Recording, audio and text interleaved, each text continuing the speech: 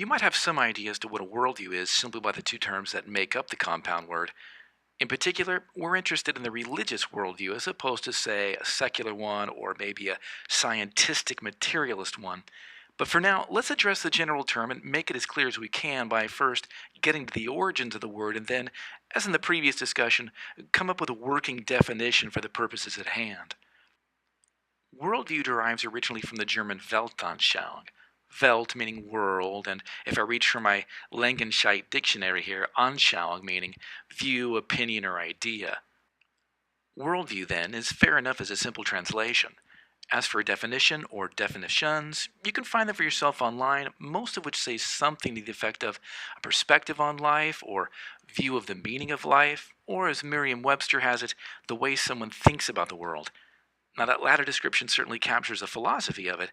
The term, in fact, originally developed among 19th century German philosophers. Scholars often point out that it was coined by Immanuel Kant, whom I referred to in the previous video.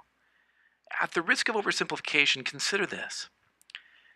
Have you ever heard someone say, "I just think we all have a purpose in life," or "I think we're all here for a reason"?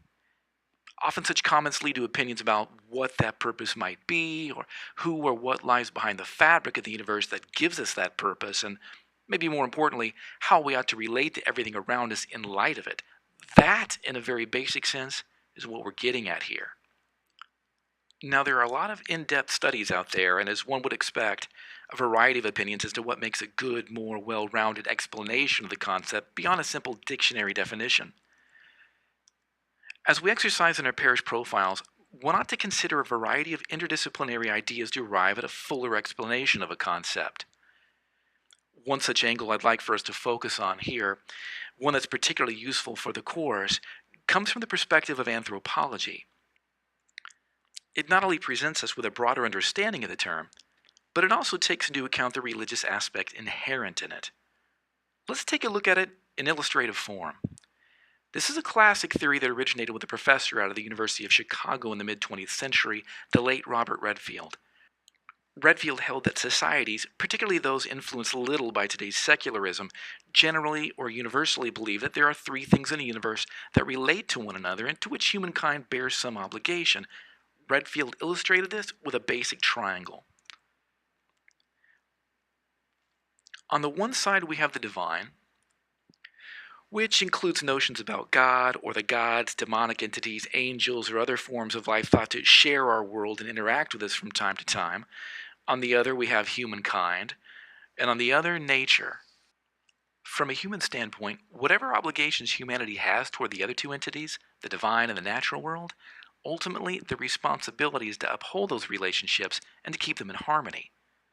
Although it is certainly dated, and there are a lot of limitations to Redfield's universal model, scholars have well pointed them out, his basic view works, as this ostensibly simple relationship triangle, as we'll call it for our purposes, can be seen in the beliefs and practices of the major world religions today in differing degrees, the exception, of course, being, again, Theravada Buddhism as mentioned earlier. As an example, think of what you know from the Bible and what scholars call the biblical worldview. In Genesis chapter 1, we find a personal, sovereign God who created the world in perfect goodness and harmony and gave order to it. He created human beings in his image, or likeness, and then gave them charge over the natural world. Here we can see the relationship triangle at work.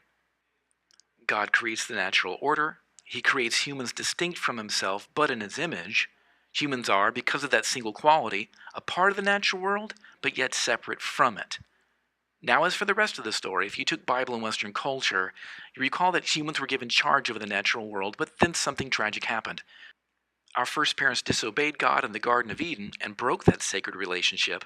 The natural order started to decay as a result of evil, sin, and death being ushered into the world in a dynamic way. And from chapter 12 of Genesis on through the book of Revelation of the New Testament, the biblical story is about what God the Creator is doing to restore that relationship triangle, particularly through the calling of the people of Israel, and ultimately through the redemptive role of Jesus the Messiah, aka Christ, in his death, burial, and resurrection on behalf of humankind, and from a Pauline perspective, for the restoration of the entire created order. Finally, with such a perspective on the world, which is a religious one, and this needs to be emphasized here, relationships are sacred and we as humans need to keep those relationships in harmony the best we can, amongst ourselves as humans, between us and the natural world around us, between us and the supernatural world that interacts with us. That is the worldview we are going to utilize in this class. How is this course one that is going to place so much emphasis on examining technology, a religious one? And you'll be asking yourself that question several times. It is religious in that we are borrowing one aspect of religion, an aspect that we find across the religious spectrum, the very basic worldview they share, to assess the overall value of the technology people are creating and using in the world today. We're not going to delve into religious texts such as the Bible or the Quran or perhaps even the Bhagavad Gita looking for nuanced religious ideologies to gain perspectives on technology, nor are we going to bring into discussion religious ethics per se. That would take too long for what amounts to a trimester course. Moreover, and more importantly, it simply isn't necessary. We can utilize the basic religious worldview to accomplish our goal. Lastly, why does a basic understanding of worldview matter? To exemplify the power of it, the power that is over how we think and behave in the world, compare the religious point of view to another one prevalent in our culture. Within our Western world today, we often see these two worldviews in conflict. The religious one, which we've just examined, and the scientific one, or better, scientistic materialist worldview based exclusively on empirical observation of the natural world and inductive and also deductive reasoning about those observations. If we were to bring up our triangle again, what changes would we make to it if we held a scientistic worldview? Well, we'd have to remove the supernatural, so let's X that out. We'd also have to remove the distinction between humanity and nature, at least in the typical religious sense of the idea, as humans are simply part of nature, and thus we really don't have a triangle anymore, we're just left with nature. Now, imagine for a moment how such a view might affect a person's thoughts and behavior, especially how they think about themselves and other human beings, the broader world around them, and the innovation and application of modern technology. Compare that yet again with our first model, and you get the idea as to just how fundamentally important worldviews are, and why they matter in this course.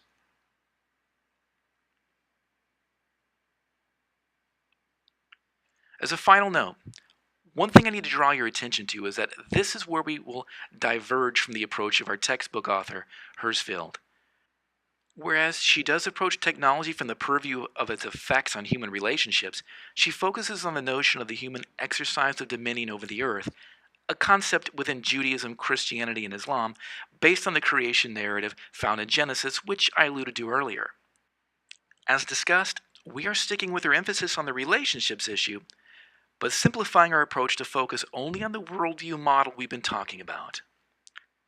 We'll go over this and demonstrate it as we continue with the course. We'll discuss it too at our next face-to-face meeting. To continue on with our discussion, select the next video entitled Session 2, Part 3.